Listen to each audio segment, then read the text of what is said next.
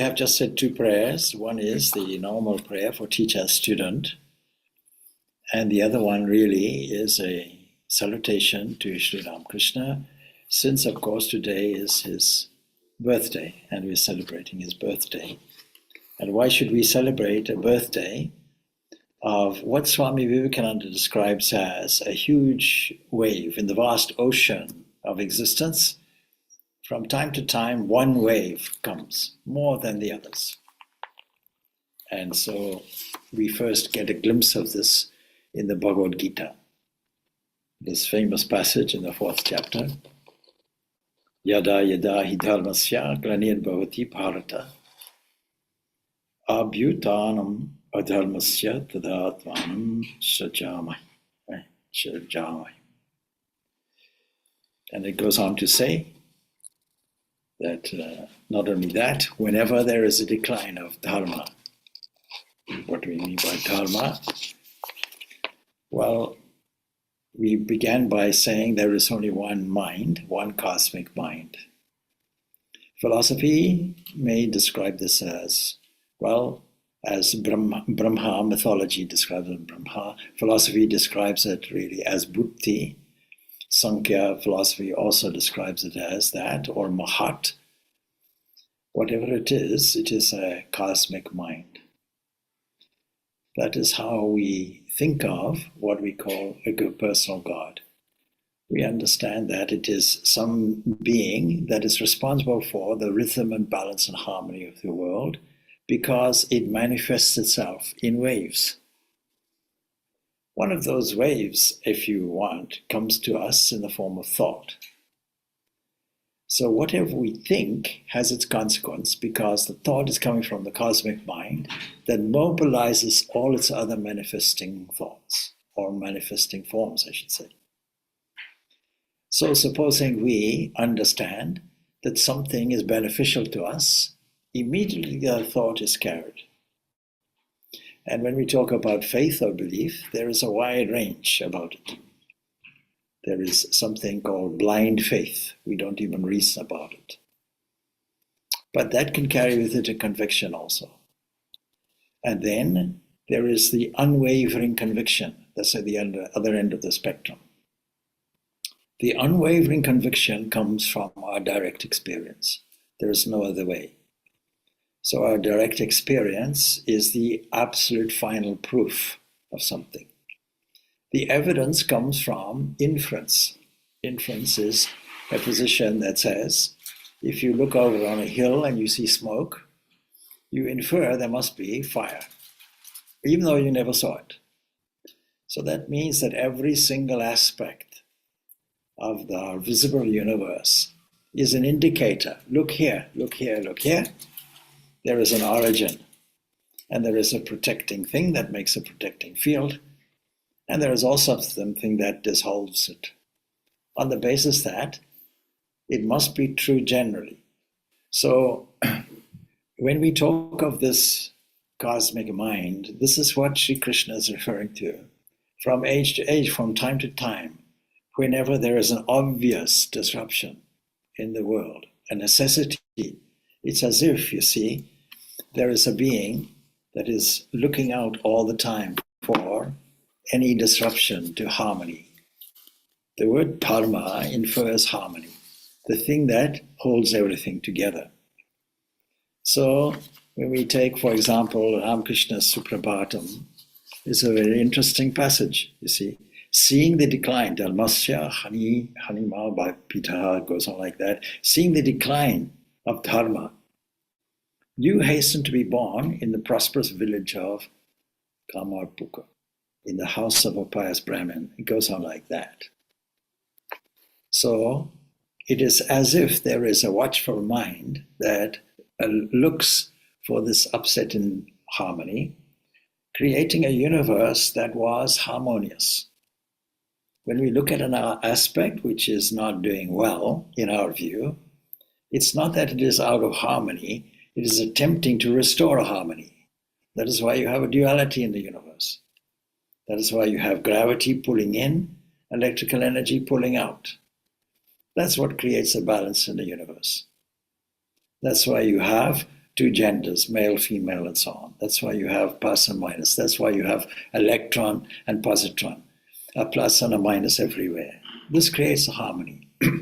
When one thing goes out in an exaggerated way, the cosmic balancing power comes out in, and we call that avatara. That means some entity that from the cosmic mind that has a balancing power and comes down for us. A giant wave is how Swami Vivekananda would describe it. Not only that, but you see, I embody myself, says Krishna. Why? For the balance or the protection of the good. In other words, restoring the balance. And for the destruction of the wicked. For the establishment of dharma, this harmonizing entity on which the universe runs. I am born when? From age to age, whenever there's necessity. Should we emphasize this? No. Why not? Because if we truly want to be harmonious, then we won't fight with those people who say, this incarnation only came once. And so Swami Vivekananda is very clear. He says, if I had preached the personality of Ramakrishna, I might have converted half the world, but that would have been short-lived. So I preached Sri Ramakrishna's principles, and if people accept the principles, they will eventually accept the personality. So what we have in Ramakrishna is an ideal, and take him as you want. You can take him as an incarnation and worship him as God. You can take him as the highest example of perfection, in which case you'll also take him as God. You don't have to believe he was specifically came about for this purpose of harmony. And if you want to take him as a great saint, you do it in that way. You see, Vivekananda puts it in this way in reference to Christ the messenger. He says this, he says one more point. All the teachers of humanity are unselfish. Suppose Jesus of Nazareth was teaching and a man came and told him, what you teach is beautiful. I believe that it is the way to perfection and I am ready to follow it. But I don't care to worship you as the only begotten Son of God. In other words, incarnation, balancing, cosmic balancing power. Well, what would be the answer of Jesus of Nazareth? Very well, brother, follow the ideal and advance in your own way, he speculates. I do not care whether you give me the credit for the teaching or not. I am not a shopkeeper. I do not trade in religion. I only teach truth, and truth is nobody's property. Nobody can patent truth. Truth is God himself. Go forward. But what the disciples say nowadays is, no matter whether you practice the teachings or not, give credit to the man. If you credit the master, you will be saved. If not, there is no salvation for you. And anybody who is a devotee of a particular incarnation is in danger of a certain level of fanaticism, emphasizing the personality rather than the principles. That is why when I teach Vedanta everywhere, I teach Vedanta, the principles, as Swami Vivekananda did. He says, I only teach the Upanishads, and of that I teach one principle, strength. And so he continues, and thus the whole teaching of the master is degenerated, and all the struggle and fight is for the personality of the man. They do not know that in imposing that difference, they are in a manner bringing shame to the very man they want to honor, the very man that would have shrunk with shame from such an idea. What did he care if there was one man in the world that remembered him or not? It's a very valid and insightful commentary. And if it applies to Christ, it will apply to any incarnation, any aspect. There's one thing that Sri Ramakrishna was notable for. He was essentially a great artist. If you want any advance, if you like, in spiritual life, it is necessary to have an artistic kind of temperament. We all have it. From a neurological point of view, you may say we have a left and right side hemisphere of the brain. One is dedicated to right brain thinking, gestalt, liberal thinking, creative thinking. That needs to be emphasized. The other side is to do with facts and figures and logic. For example, the difficulty we have today in modern science might well be the fact that we are thinking in a quantitative way, and quality is bypassed. But our experience isn't like that. When you say that we have a child, and that child is just really made from atoms, just like any other part of the universe, it's just an atomic structure, that's all. No father or mother will think of their child in this way. So the very experience that we have denies the quantitative aspect that people are trying to emphasize, a reductionist or materialist outlook. No doubt the body is made in an atomic way. It made this, today's body is yesterday's porridge or whatever it was. All right? No doubt. But the one thing that Swami Vivekananda mentions about Sri Ramakrishna is this. He says, the artistic faculty was highly developed in Sri Ramakrishna. And he used to say that without this faculty, none could be truly spiritual. In other words, we can understand the principles okay. That's just to do with the head. But in order to really understand it, the heart has to be mobilized. In a contest between head and heart will always win. And if the heart is attached to the material world, it will win. And if the heart is attached to the divine, it will also win. And because this being that we call God or Supreme Principle or the divine being, whatever we want to label it, the infinite invisible, is exactly that. It is infinite and it is invisible. In other words, it has no parts in space and no evolution in time. How will we relate to such a thing? So we have to mobilize the human emotions, understanding that the world we live in is a mixture. It's a mixture of the absolute and the relative. And it's not accidental. It's not accidental that we can trace head, heart, and hand in us, that we are doing kinesthetic people, that we have an impulse, that we have an instinct to exist or survive, because our origin is Sat, existence itself. It is not an accident that we have love and want happiness, because our nature is love and bliss. It is not an accident that we want to think and analyze and be creative, because our origin is Chit, consciousness. And that is what we find everywhere. It's just a variation of this theme, seemingly mixed up as individual things. And so mobilizing the heart, mobilizing the creative faculty within all of us, and it has its effect. If we want to get away from the quantitative understanding of things and go into the qualitative understanding of things, play a piece of music, express yourself in dance, do some writing, poetry, whatever comes to you. So how did Ramakrishna, whose whole life was a pure example, he was a model for everything. No word was ever wasted, no experience was ever wasted, no word was ever wasted. So what did he do? Well, as a painter, we have some example. Once when Sri Ramakrishna was very young, he went to visit his married sister and her husband. And he saw their great happiness and their cheerful state when she was serving her husband. And so he saw how contented the husband was, and he managed to paint a picture, a portrait of them both. And it depicted that happy mood and presented it to them. And everybody was amazed to see how lifelike it was. Now, not all art is lifelike. We just have to go to an art museum and see the varying types of art was going on.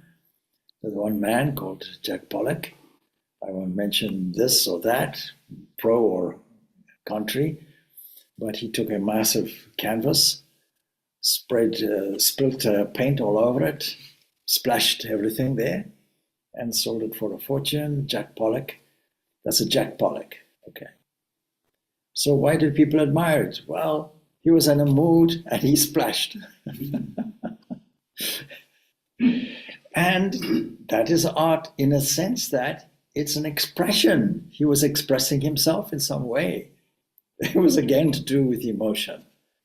Whether it has any aesthetic value or not is beside the point. It certainly made a very nice, colorful pattern, no doubt. So people's concept of art has changed. When photography came about, the great portrait artists of the past, who not only painted portraits but painted landscapes, they decided, well, actually with photography, what's the point? We can do just as well with photographs. And so there was a kind of renaissance in art where they decided, let us break the rules deliberately. I think it was Pablo Picasso, such a famous and talented artist, who said, it took me about 4 or 5 years to learn to paint like the great masters. It took me a lifetime to paint like a child. Because a child doesn't care. A child thinks the sky is up there. He doesn't take into account that it comes down to a horizon. The child's eye sees things completely differently. And yet, you see, we all have to mobilize this feeling. And when you restrict art to numbers, like painting by numbers, anyone can do it. What's the difference between that and a real work of art? The emotion has gone into it. Energy has gone into it. A force has gone into it. And therefore, it is a divine expression. And so Ramakrishna has this tremendous quality of being a painter. He had an artist's eye for perfection because in order to paint well, you have to be observant. And I always say, even if you go for a walk, if you just walk and think of, I don't know, Ukraine and Russia and so on and so forth, you'll be completely oblivious to everything that is there. It's springtime now, daffodils there. Even in the communal garden, some daffodils are growing.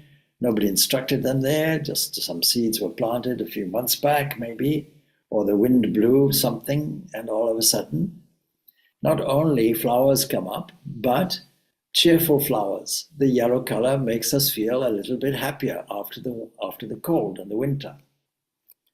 Don't tell me it's an accident, that the eye can catch it, and that we feel cheerful as a result. So he had, that is Ramakrishna, an eye for perfection. And he knew the various kinds of physical features of different types of people. Once he saw artists making images of various deities. And he said, no, these are professional image makers. And he said, no, when you do this, divine eyes are different. They should be shaped like lotus petals. And the corner should move toward the air. And not only that, he himself took his brush and did it. And they were surprised. They were surprised at his insight into their own art. And in later days, he sometimes also drew pictures on the walls of the veranda in charcoal. So why did he do all this? He did this because the faculty of expression is important in spiritual life. The sense of aesthetics, the beauty of something, mobilizing the feelings. Then he was a sculptor also. Besides painting, as one of his hobbies, he was fond of molding various images of different deities, different aspects out of clay. He did that from very early in life. And later, when he was living in Dakshinaswara, he was making a clay image of Shiva for worship. Motu Babu, Rani Rasmani's son-in-law, saw that.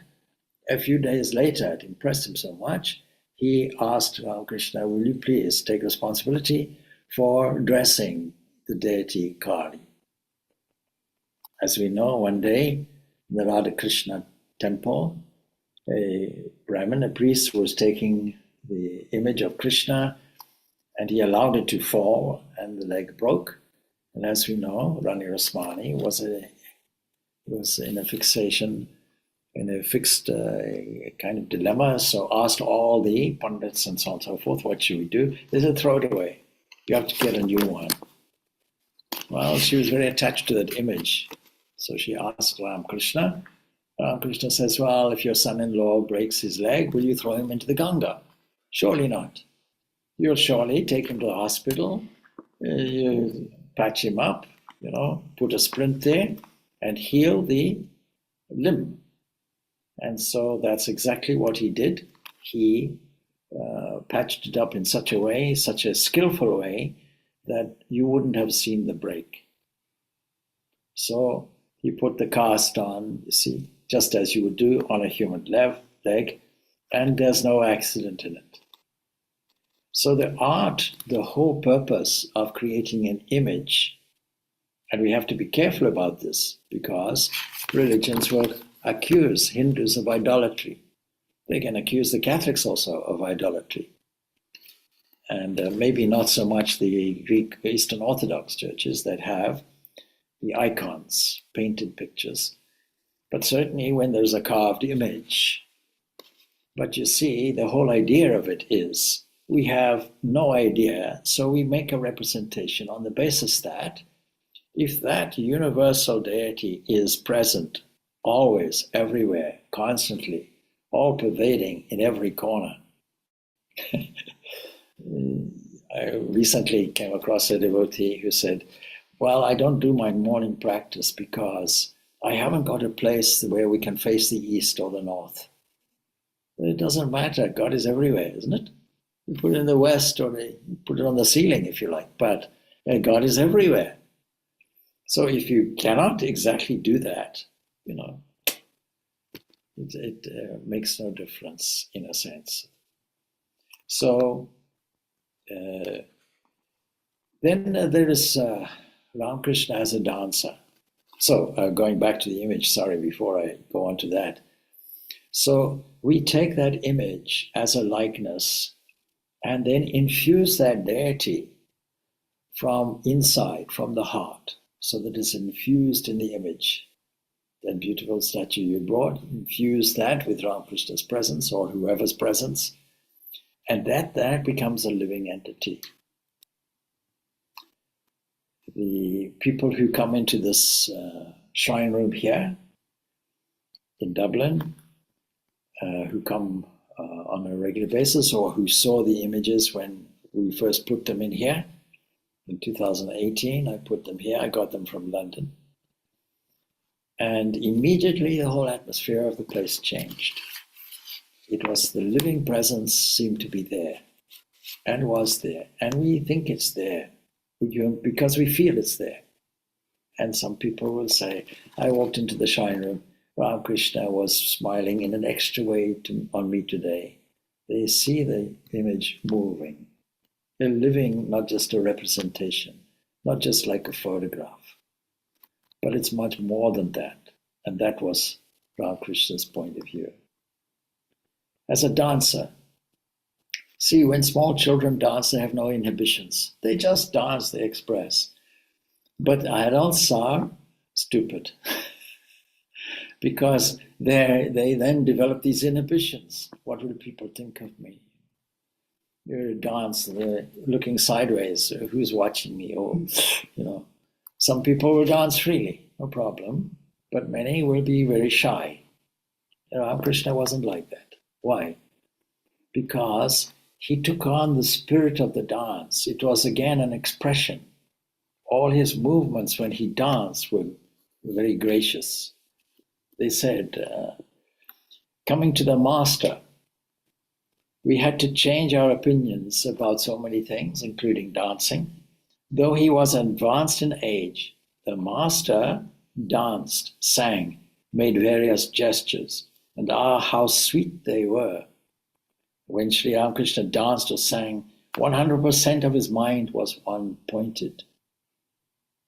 That's the key. Without any distractions. So his body automatically moved rhythmically. Because he could completely forget himself, he was able to become one with his theme. Same thing with singing. It was Martin Luther, the Christian reformer, who said, music is the art of the prophets. And Sri Ramakrishna knew at least 181 songs, of which he could sing from memory after having heard them only once. And his voice was said to be sweet and melodious. People loved to hear him sing.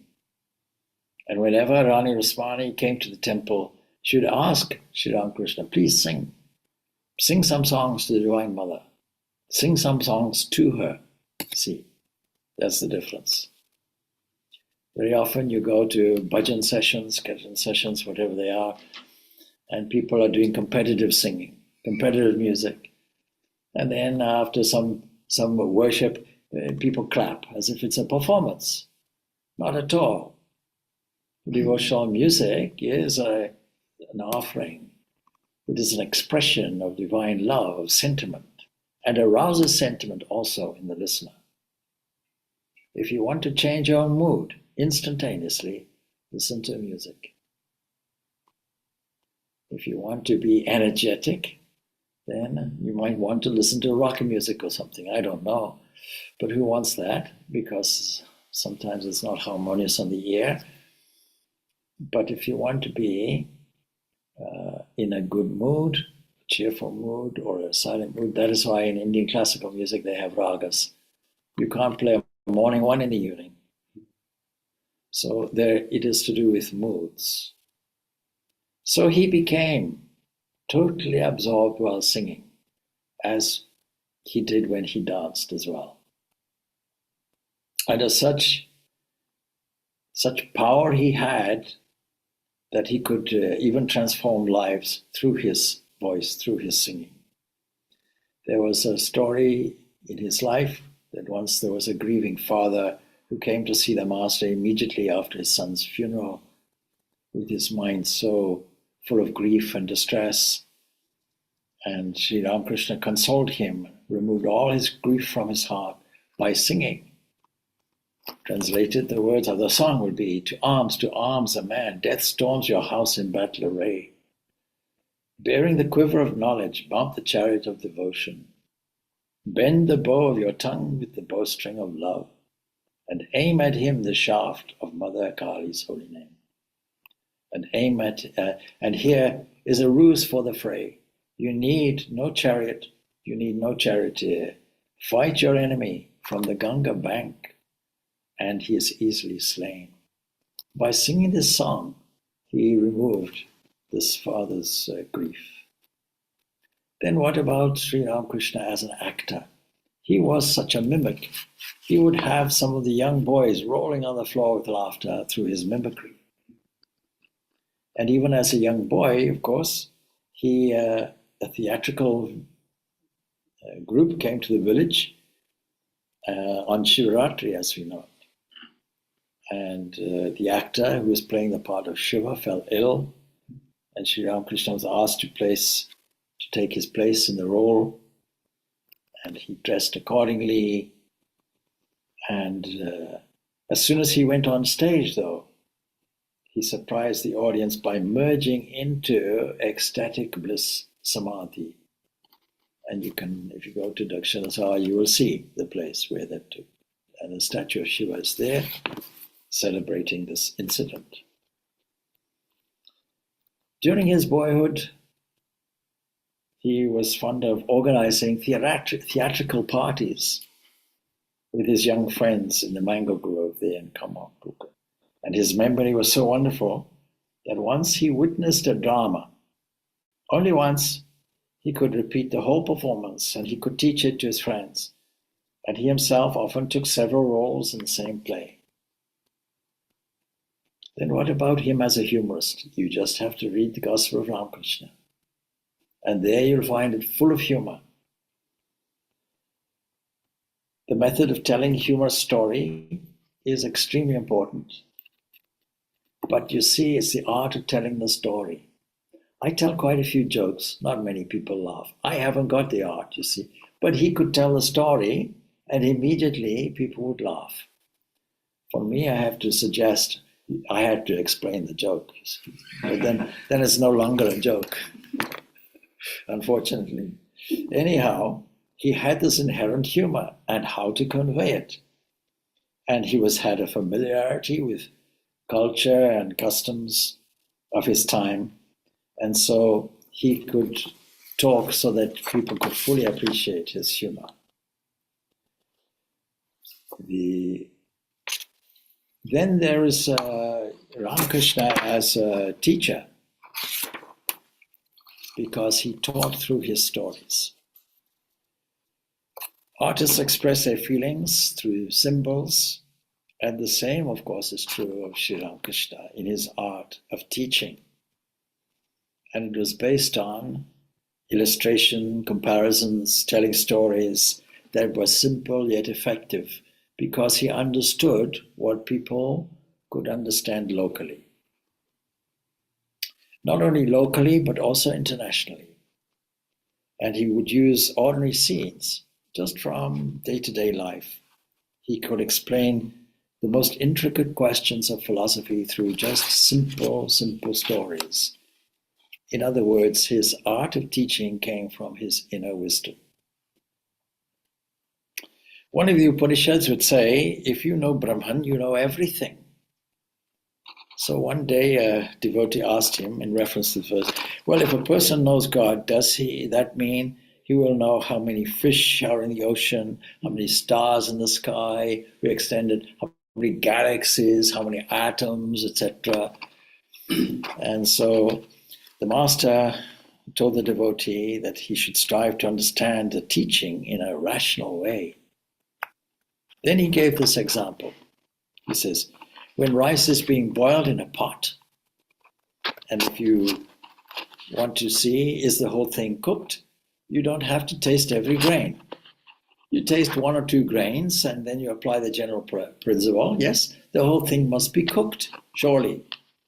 You just press it between the fingers even, and you know, the whole thing is finished. So, surely you have not pressed all the grains one by one, he says.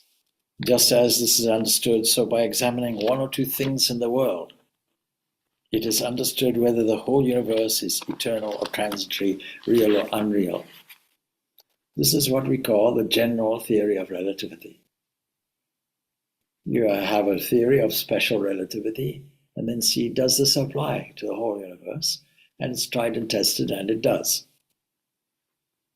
So what is very important principle, if we want to understand the extent of the whole universe, studying what goes on with the James Webb telescope will not be enough. All you do is you take this grain of rice, as it were, this human entity, as the ancients did, and start investigating.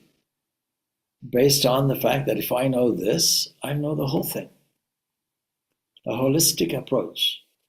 And so the ancient rishis didn't stand in an empty space and look around and said, I am here, where is God? They stood there and said, I am here, what is that? Who am I? And in this way, by exploring the fundamental nature of themselves, they've discovered, they applied the general principle everywhere. So a person is born, a person lives for some time, then dies. A cow is born, a cow lives, a cow dies, a tree lives, a tree gets old, a tree falls down, another seed comes. The whole universe must be like this. You don't have to examine every kind of particle of it. And so the earth, the sun, and the moon, they all have names, they all have forms, and they are therefore of the same nature. And so you come to know that the whole universe is similar.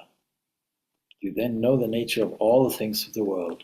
When he was asked, please explain the complexities of Sankhya philosophy, Ramakrishna describes it, uses a marriage ceremony that everybody is used to, accustomed to. In organizing this, then what does the husband do? Now we can see how lazy husbands are. He sits and smokes the hookah. But the wife is organizing everything, doing all the arrangements. He doesn't work, but the housewife bustles around doing this and that. And from time to time, she comes to him, is it okay? Yes, you carry on. It's okay. I'm doing all right, it's all right, yes. And continues nodding and smoking. So these are examples, says Ramakrishna, of Purusha and Prakriti. The Purusha is the conscious principle. It does no action. It simply stays there because it's infinite. It's not subject to time or space. It is indescribable. It's not a thing that changes. If it did, we would have to look for another Purusha. But then we have Prakriti that does everything. Prakriti or Maya, consisting of the three evolutionary principles that we call gunas, does everything without the consent of Purusha. In this same way, our consciousness within, that is Purusha, is actionless, but our body, senses, and so on, in other words, our nature, our Prakriti, these are functioning with the consent of the Purusha. It's not that there's a disconnect. The Purusha, the indwelling, what we mean by Purusha, why is that term there? The term is from two terms, two roots, if you like. One is Puri, city. So the indweller of a city, but you could get a misunderstanding. Supposing you have the misunderstanding that there's something inside, that if it looks up, it sees the epiglottis, looks down and sees the bowels, looks on one side, sees the kidneys, and so on. No, it is Purna, it is full. So Purusha is the combination of these two terms. It is everywhere, it's not restricted, it's not limited. By its presence, everything moves. Some examples of that, Kathopanishad tells us of the 11-gated city. The body is an 11-gated city belonging to what? That one who is ajna, unborn, and also whose consciousness doesn't flicker, doesn't bend. And then, because of its presence, the city works very well. Just as in a business, if the owner is there, everybody's busy. The owner goes on holiday, they all go on holiday. They all stop and pretend to work when he comes back. So in this same way, his presence makes everything work. And besides being an artist himself, of course, Sri Ramakrishna has his influence on the arts themselves. When Girish Chandra Ghosh, the famous dramatist and actor, wanted to give up his writing and acting career and become a monk, Sri Ramakrishna says, no, please remain as a householder. Discouraged him because you have this talent. And Girish once said, I learned how to write drama and how to act from Sri Ramakrishna. Mahendranath Gupta, the schoolmaster, school teacher, and author of the Gospel of Ramakrishna, said, I learned how to teach in school from Sri Ramakrishna. And Swami Vivekananda said, I learned how to reason scientifically from Sri Ramakrishna. Amazing. There was some book that was written by a Professor Nalini Ranjan Chatterjee in Kolkata about Ramakrishna and the Bengali stage. And it describes the great influence that Sri Ramakrishna had on Bengali actors. And he became, and still is, the patron deity of the stage in Bengal. And even accepting women, because women, at some point, in his day anyway, were deemed to be of immoral character. And he raised them, he elevated them to the point of goddess. So Sri Ramakrishna gave these women his blessings and his approval, gaining for them, of course, society's approval. And of course, we know that one of Ramakrishna's messages was this recognition of every woman as the embodiment of the Divine Mother of the universe. So this is Ramakrishna as an artist in various forms, and teaches us the lesson that if we also want to advance in spiritual life, we have to mobilize the feelings, and a devotee is an expressionist. After all, Ramakrishna was remarkable in the sense that he was a jnani, but he was also a bhakta. And so he was not only a great announcer, but also the embodiment of supreme love. And so he gives us this example, how he excelled in all these areas, painting, sculpture. Now, it's not to say we should all be painters and sculptors and so on, but it is to say that actually we have the capacity to do this. And if we want to express our infinite potential, I would suggest we all have the capacity to do this. But that's not the important thing. It's not the actuality of painting and so on. It's the inner feeling of it. It's the divine expression. It's the spirituality of it. And for this reason, we all have to be image makers. Swami Vivekananda points out in one of his lectures on Bhakti Yoga, in terms of this pratima, pratika, and so on, that we are all actually image makers. And the science of the mind from the yogic point of view is that the whole of the universe is nama-rupa. Rupa is what we see, what the organs relate to in terms of the objects of our experience. This is the form. But the nama is a subtle aspect of it, because you cannot name something without creating an internal form. The old expression, I think many people use it now, okay, please do not think of a duck. Well, immediately you'll do it. Mm-hmm. The word itself has to come with a concept, all right? Words and concept have to go together. When you ask people, when they ask, what should I do to change my life? You say, change your thinking. Some people don't register what that means. You might really better say, change your words, because we're all in a conversation with ourselves all the time. And when we catch ourselves in a downward spiral of negativity, we have to catch it, and we have to push it upward. And it is all due to counter conversations with ourselves. And so every word, this is what is behind the repetition of mantra. This is the power of japa. And regardless of the teacher, all teachers worth their salt. All Ramakrishna's disciples, monastic disciples, the Holy Mother, all have the same message, and that is japa. We repeat God's name lovingly over and over and over again. After all, if I call your name, won't you turn around and say yes? Mm-hmm. So by repeating the divine name all the time, you are keeping in mind the divine, and in a sense, the divine is keeping in mind you. This mutual understanding is there. I call the mother comes to me. Krishna gives that example too, isn't it?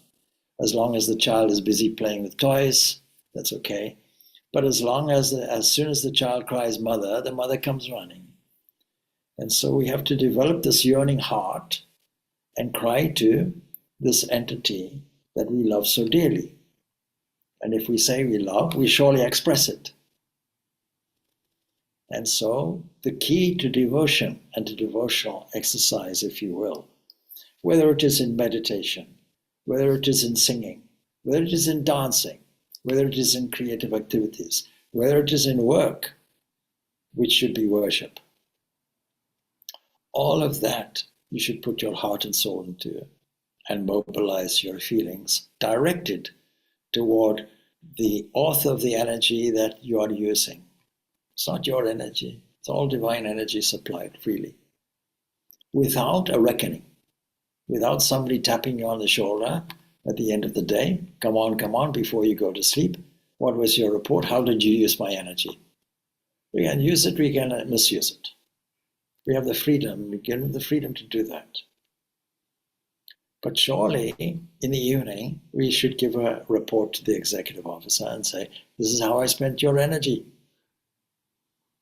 This is the report. Some things I did well. Some things I didn't do so well. Never mind. Tomorrow I'll do much better. But always it is your energy, which I should be thankful for. The sun shines. Well, maybe not in Ireland, but generally the sun shines, you know? So we should be thankful for it because we're all running, as they say so often, on solar energy. It's not our energy. Surely we should say thanks once in a while, to observe, to appreciate, and elevate our hearts with thankfulness. So on this occasion of Ramakrishna's birthday, we devote our day to thinking of this great ideal. We are missionaries of the Vedanta. That is the teachings of Ramakrishna.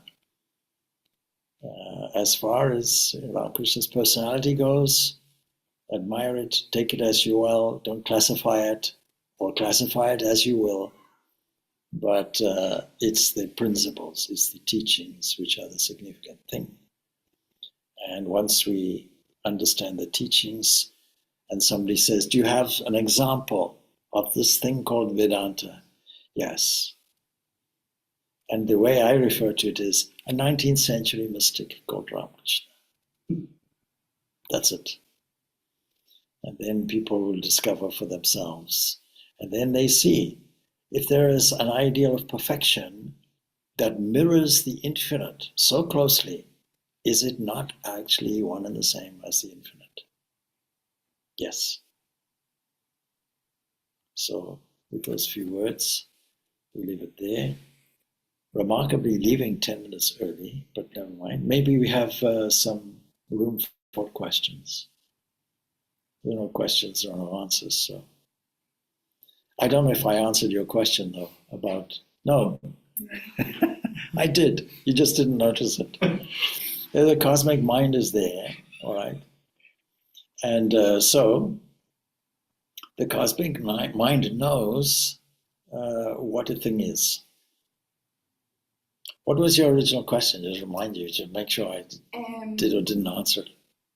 Like if everything is energy and you have to control the energy or prana behind the thing to make it work, like it's not just the belief. That's what Swami Vivekananda said in Raja Yoga. Yes. So how does placebo effect works then? Yes, it works by itself, by the way. We don't have to force energy. Energy is already with you. No doubt you're breathing. No doubt your heart is pumping. No doubt there is pocket money called thinking coming your way for you to spend as you want. All of this is energy. And just as there's only one mind, there's only one energy too. So we may hijack its ownership, and we are allowed to do that, but it's not correct. It's not our energy. None of this matter is our. There's only one matter, one energy. Matter, in the Sankhya system, we call akasha. And energy we call prana. And prana, moving on, akasha, makes everything happen.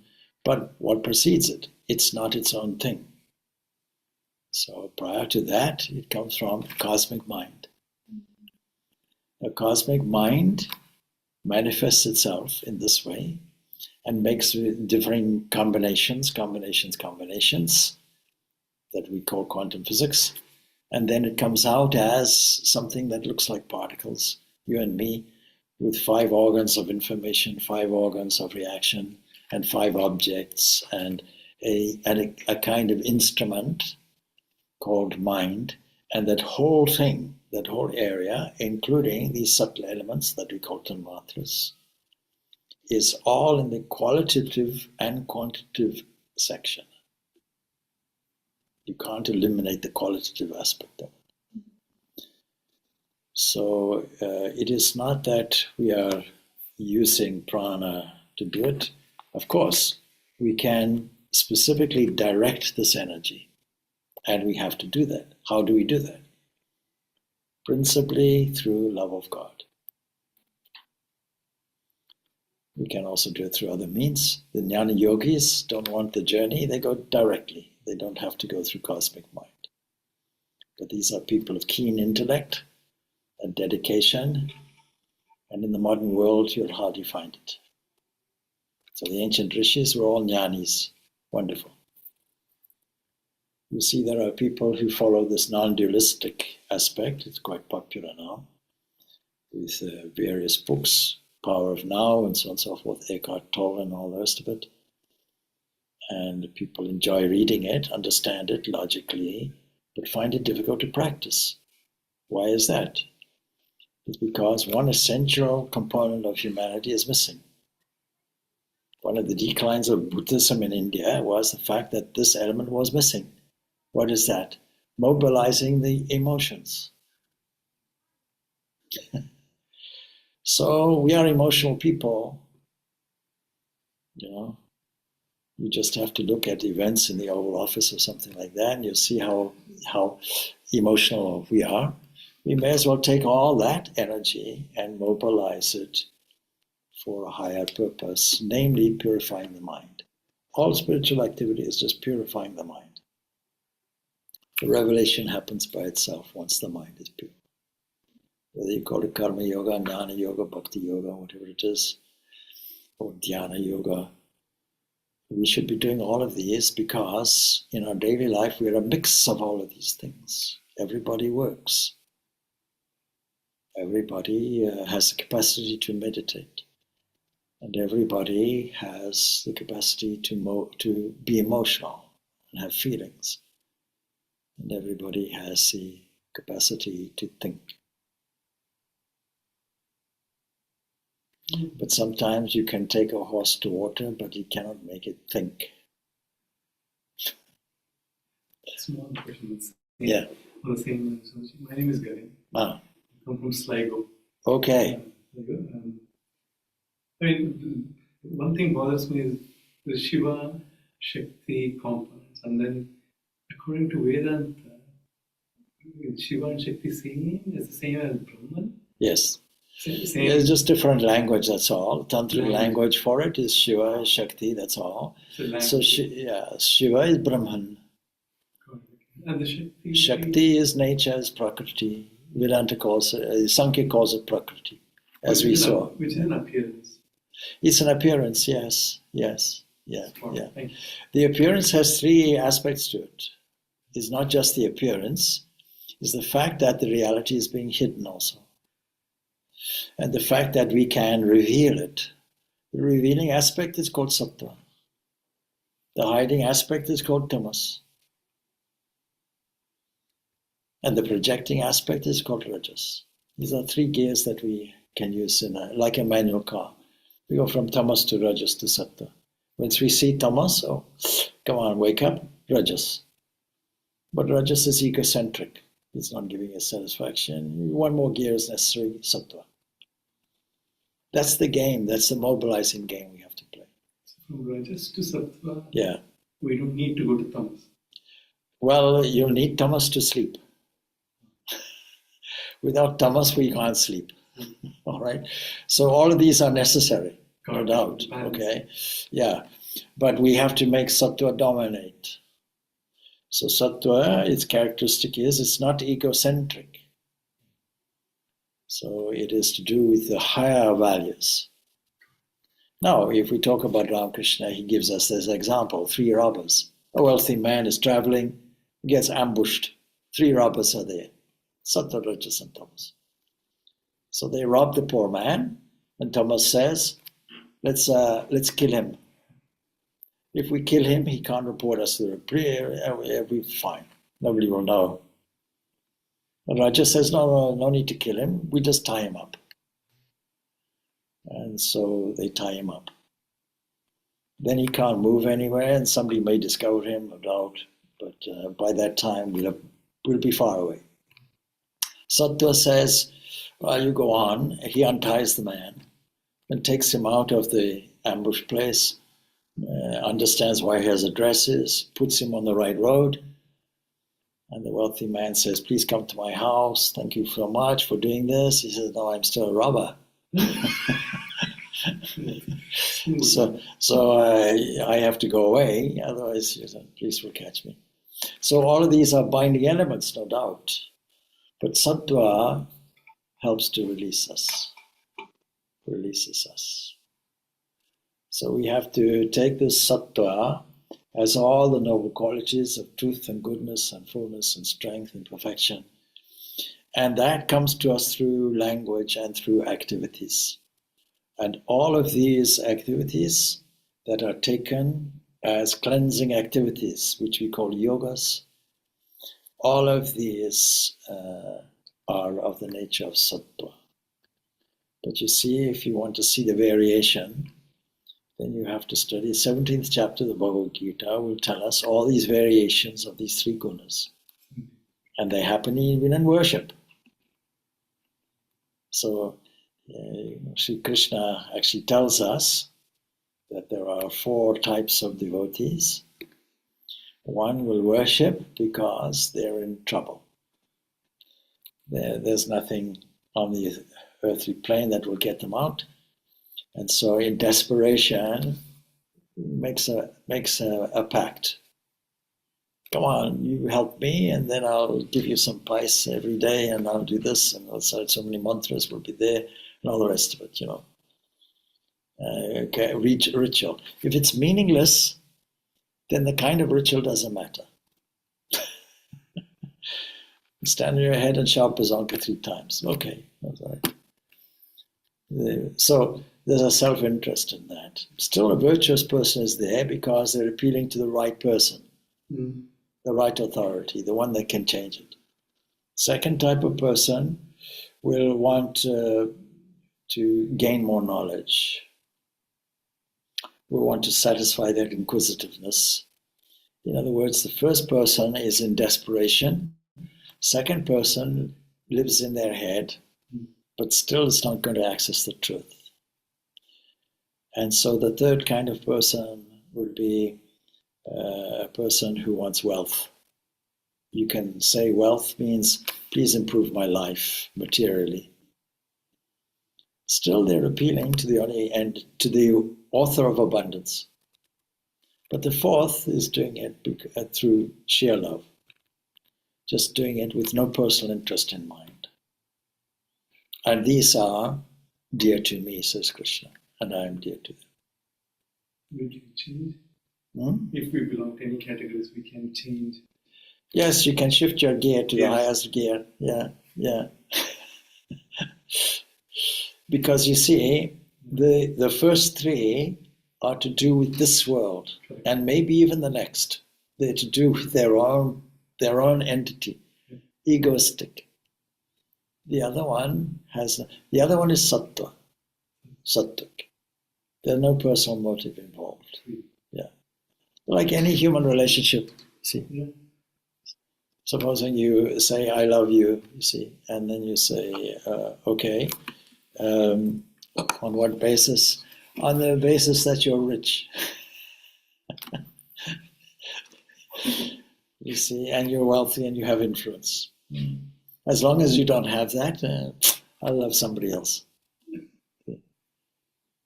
Well, that's not true love. So Vivekananda puts this beautiful triangulation of love, you see. Love has no fear in it, no rival, and no reward.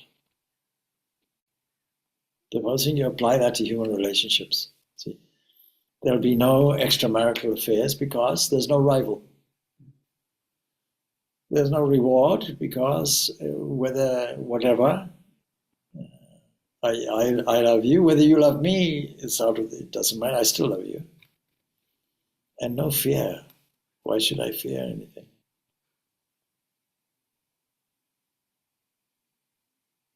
Yeah. It just occurred to me that the first one, you can go from desperation, and then you can go to the last one that you're gratitude. Yes, like a gear, you can push it up. Yes.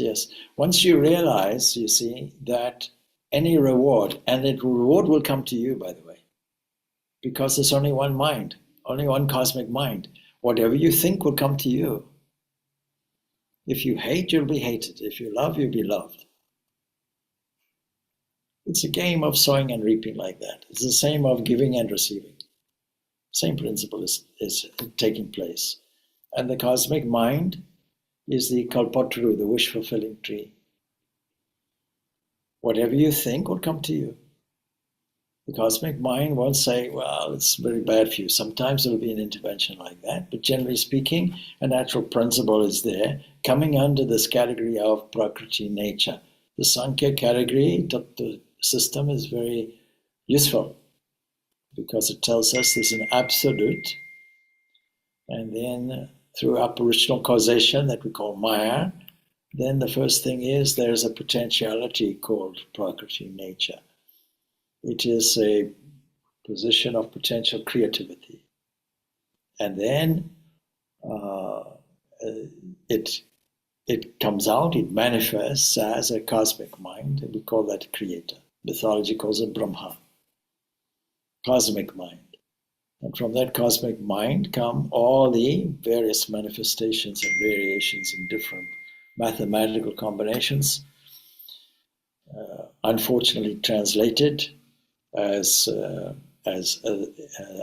space or ether and air and fire and water and earth and all that. It's not literally that. But in the material world, when it condenses, as it were, then water has a dominance of that element.